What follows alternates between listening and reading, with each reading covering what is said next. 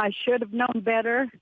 I should have not done it, and I caused a lot of pain, and I know that, and that's the worst feeling in the world. All it took to upend Roseanne Barr's career was this single racist tweet about the former Obama White House advisor Valerie Jarrett. It read in part, Muslim Brotherhood and Planet of the Apes had a baby equals VJ.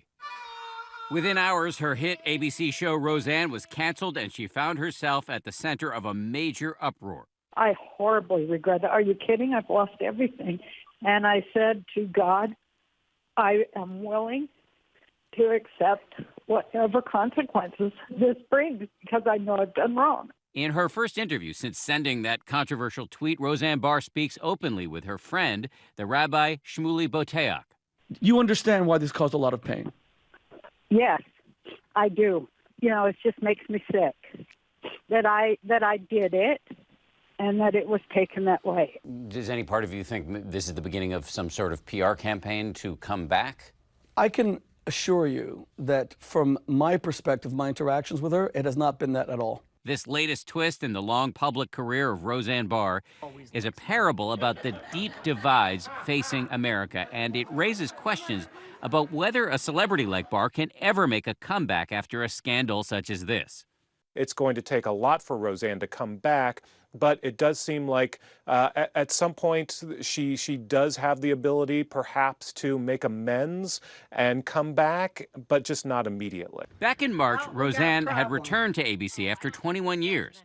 The relaunch was one of the highest-rated shows on TV, a show seemingly made for this moment. No screens. Roseanne's TV family, the Connors, just like any family, complicated, funny, and politically diverse. What's up, deplorable? Thank you for making America great again. But all the success and celebration disappeared with that one tweet. I apologize to anyone who thought that or felt offended and who thought that I meant something that I, in fact, did not mean. I didn't mean it the way they're saying I meant it. Her remarks in the podcast follow various previous explanations by Roseanne for her behavior. At first, she blamed Ambien. Now she admits her comment was wrong, but she denies that she is racist. I am not a racist. I'm an idiot. Instead, she claims that she was not aware that Valerie Jarrett is African American.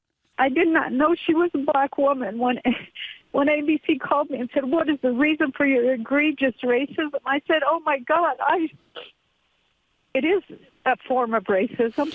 I guess that I didn't know she was black, and I'll cop to it. This is a woman who clearly watches a lot of television, is plugged into the news. Does it make any sense to you that this could be the case? I can't see that she would be lying to me. It's not as if she says, I thought she was white and therefore what I said was okay. She says that itself is a form of racism. I should have known that. I should not have made assumptions about skin color or about ethnicity. That itself is a form of prejudice. And I never would have wittingly called any black person say they are a monkey. I never would do that, and I didn't do that. And if people think that I did that, it just killed me. I didn't do that. She says her comment was misinterpreted and that her intention was to criticize Jarrett and the Obama administration for their policies on Israel. I made clear in this podcast, and Roseanne agreed, that amidst our policy disagreements with Valerie Jarrett, she's a woman of phenomenal dignity, phenomenal substance, phenomenal intelligence, and I'm hoping, I don't know her, that she will accept this apology. Rabbi Shmuley says he recorded his interview with Roseanne on May 31st, just 2 days after ABC decided to cancel her show. This past weekend, it was finally released publicly. We had decided to hold it. When she achieved a certain degree of comfort, and I think she was given the time for reflection and introspection, and decided, yes, this is what I want to say, that's when it was released. This is not the first time Roseanne Barr has been accused of writing a racist tweet. There is this now deleted tweet. In 2013, another person who worked for Barack Obama, she says, Susan Rice is a man with big swinging ape balls. And again, this is an African-American woman. Okay, then she needs to atone for that as well. She needs to repent for that as well. I can only speak about my experience with Roseanne. I've known her for 20 years. Roseanne's entire career has really been built on raising eyebrows, beginning with her stand-up act in the 1980s, which took a frank look at family life. And this is her very first appearance on national television. Would you welcome Roseanne Barr? Roseanne? She then got her big break on The Tonight Show. I hate that word, housewife. I prefer to be called domestic goddess. And that national exposure eventually led her to her own sitcom, where her character often freely spoke her mind. I put in 8 hours a day at the factory, and then I come home and put in another 8 hours. But in recent years, it's been her comments off-screen that have been getting the most attention. Just recently, in response to a picture of former Parkland student and activist David Hogg at the March for Our Lives rally in Washington, Roseanne tweeted to him, "Nazi salute." The tweet was later deleted, and she apologized, saying she had seen a doctored image. There was also this photo shoot in 2009 in the now defunct Jewish satirical magazine Heb. She was criticized for posing as Adolf Hitler, but she claims she did it to raise awareness about continued genocide around the world. And though she came back from those previous controversies, it's this most recent one that has left many to wonder whether she can pull off yet another comeback.